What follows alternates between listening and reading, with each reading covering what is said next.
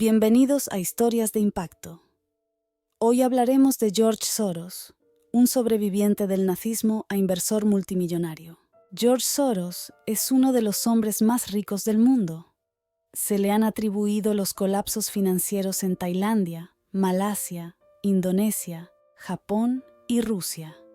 La infancia de George Soros fue todo menos normal. Su padre, Tivadar Soros, fue prisionero de guerra durante la Primera Guerra Mundial y pasó 3 años huyendo en Siberia. Su segundo hijo, George Soros, nació en 1930.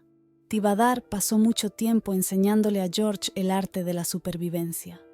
Pasó por una experiencia horrenda y eso le enseñó una lección que luego resultó muy útil a su hijo. El pragmatismo y el instinto de supervivencia de su padre fueron los cimientos para el éxito más adelante en la vida de Soros, pero la paz y la prosperidad que disfrutó su familia fueron efímeras.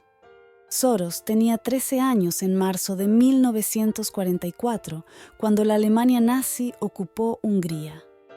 Los nazis prohibieron a los niños judíos asistir a la escuela, y se obligó a Soros y a los demás escolares a presentarse ante el Judenrat, Consejo Judío, que se había establecido durante la ocupación. Soros luego describió este momento al escritor Michael Lewis. El Consejo Judío pidió a los niños pequeños que entregaran los avisos de deportación. Me dijeron que fuera al Consejo Judío, y allí me entregaron estos pequeños trozos de papel. El pedazo de papel se lo di a mi padre. Él lo reconoció instantáneamente. Era una lista de abogados judíos húngaros. Soros no regresó a ese trabajo. Su familia sobrevivió a la guerra comprando documentos para decir que eran cristianos.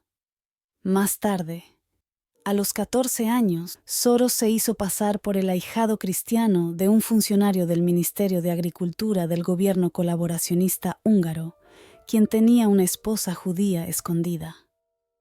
En una ocasión, en lugar de dejar solo al joven, el funcionario se llevó a Soros con él mientras completaba un inventario de la propiedad confiscada de una familia judía.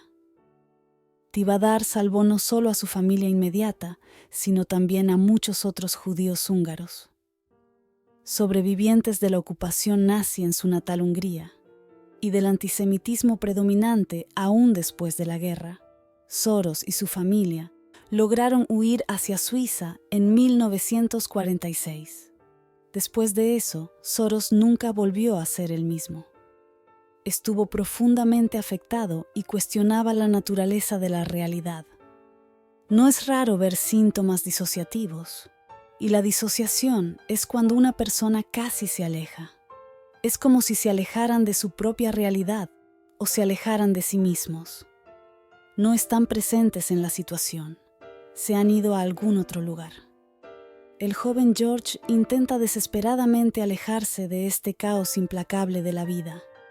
A los 17 años, deja a su familia y se embarca en un viaje hacia el oeste. Cuando Soros llega a Londres, no tiene dinero para llegar a fin de mes, así que se convierte en camarero y ahorra dinero comiendo las sobras de los clientes.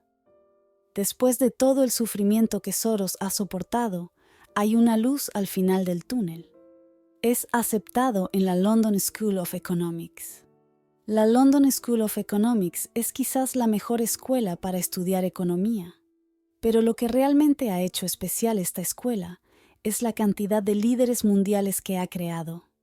Inicialmente, Soros es un lobo solitario arrojado al mundo de lo desconocido. Lo único que puede hacer es dedicar todo su tiempo a sus cursos. Soros encuentra intrigantes las ideas de Karl Popper y declara: «Fui muy influenciado por Karl Popper, quien me enseñó que el conocimiento perfecto no es alcanzable. Todos actuamos sobre la base de una comprensión imperfecta de la realidad». Ahora Soros encuentra su misión en la vida: convertirse en filósofo, al igual que su mentor Karl Popper. Después de graduarse, siente que hay buen dinero en finanzas. escribió una carta a cada director ejecutivo de cada banco en Londres con la esperanza de encontrar un trabajo y funcionó. Un banco de inversiones le ofrece un trabajo como aprendiz y lo acepta con gusto. Allí trabaja como comerciante especializado en arbitraje de acciones de oro, tratando de aprovechar las discrepancias de precios en diferentes mercados. Sin embargo, resulta ser terrible en el trabajo y en solo 2 años renuncia. Después de la Segunda Guerra Mundial, Estados Unidos emergió como la nación más poderosa del planeta. La economía en general creció un 37% durante la década de 1950 gracias a la administración de Eisenhower. La inflación era baja, al igual que la tasa de desempleo.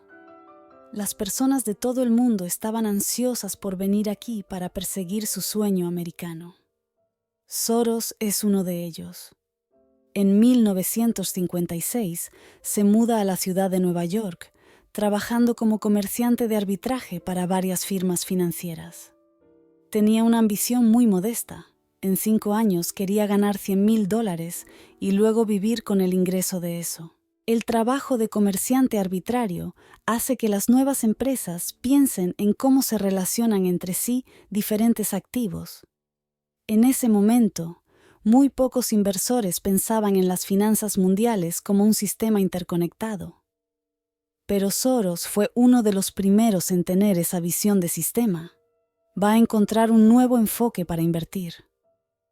Aunque fue educado como economista, encuentra que las ideas económicas clásicas no son útiles en el mundo real. En cambio, Soros descubre que el mundo real de las finanzas se asemeja al de un sistema caótico.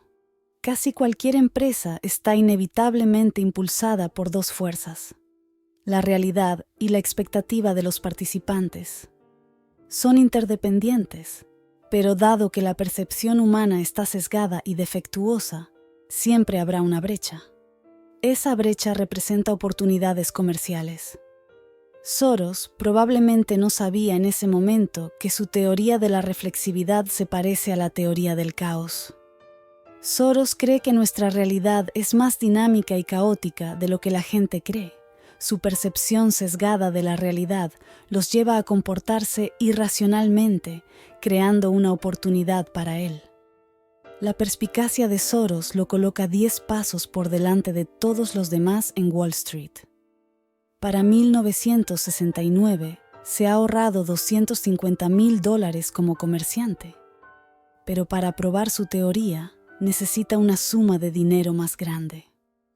No es una pequeña cantidad para alguien que vive en la década de 1960, pero aún no es suficiente para comenzar su fondo.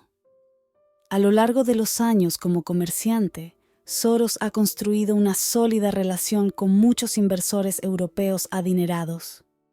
Aportan $6 millones al fondo de Soros. Tiene una proposición de inversión simple: buscar una tendencia de auge y caída reflejada, aprovecharla al subir y apostar en corto cuando cae. Su cronometraje no podría ser más perfecto.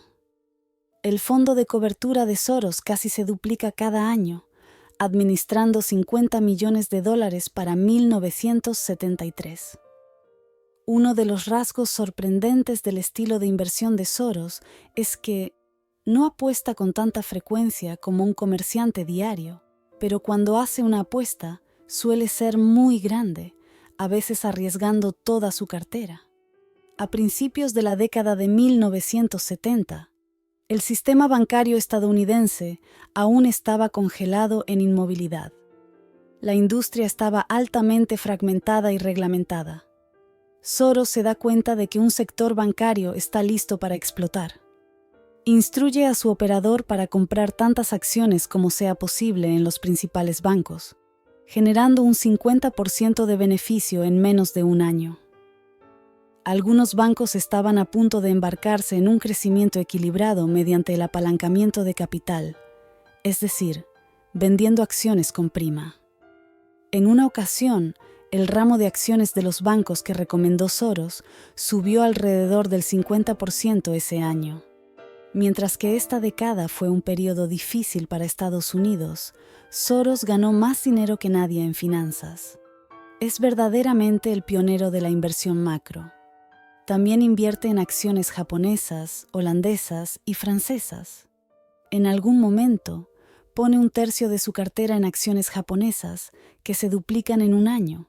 En la primera década de su fondo, aumentó un 3000%, un logro sin igual en Wall Street.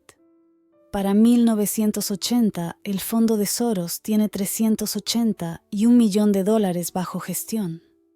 Renombra su fondo como Quantum Fund, reflejando el principio de incertidumbre en la mecánica cuántica. A medida que la economía de Estados Unidos va mejorando, también lo han hecho las acciones estadounidenses. Pero Soros ve signos de que la economía se está debilitando. El bono alemán está ganando terreno, mientras que el dólar estadounidense y el mercado de valores están en problemas. El presidente de la Fed, Alan Greenspan, está aumentando las tasas de interés para combatir la inflación y hay señales de que el crecimiento económico se está desacelerando. Soros está convencido de que la economía de Estados Unidos está al borde de una recesión y espera una caída del mercado de valores. Soros vende acciones en corto del mercado y se beneficia enormemente cuando el mercado de valores se derrumba en octubre de 1987. El lunes negro es el peor día en la historia del mercado de valores, con el Dow Jones perdiendo más de un 22% en un solo día. Soros gana 300 millones de dólares en ese colapso. En 1992, Soros apunta al Banco de Inglaterra. La libra esterlina está vinculada al marco alemán, una decisión que los alemanes no apoyan. La libra esterlina es vulnerable y Soros lo sabe. Le lleva un año planificar su ataque y el 16 de septiembre se lanza con una serie de movimientos cortos contra la libra esterlina. Incluso le da el nombre a su estrategia: romper la libra. El Quantum Fund vende miles de millones de libras esterlinas, forzando al Banco de Inglaterra a abandonar su política de vinculación con el marco alemán. La libra esterlina se desploma y Soros gana más de 1.000 millones de dólares en ese solo día. Su reputación como el hombre que rompió el Banco de Inglaterra se cimenta aún más. La capacidad de Soros para anticipar y capitalizar los movimientos del mercado lo convierte en un hombre muy rico y poderoso. Pero su éxito también lo lleva a enfrentarse a críticas y enemigos. Algunos lo ven como un especulador sin escrúpulos que se beneficia de la desgracia de otros.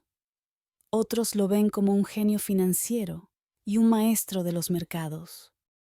La realidad es que Soros es un hombre complejo, impulsado por su pasado traumático, sus ideales filosóficos y su insaciable deseo de éxito y poder. Y hasta aquí dejamos esta historia. Esperamos que haya sido de tu agrado.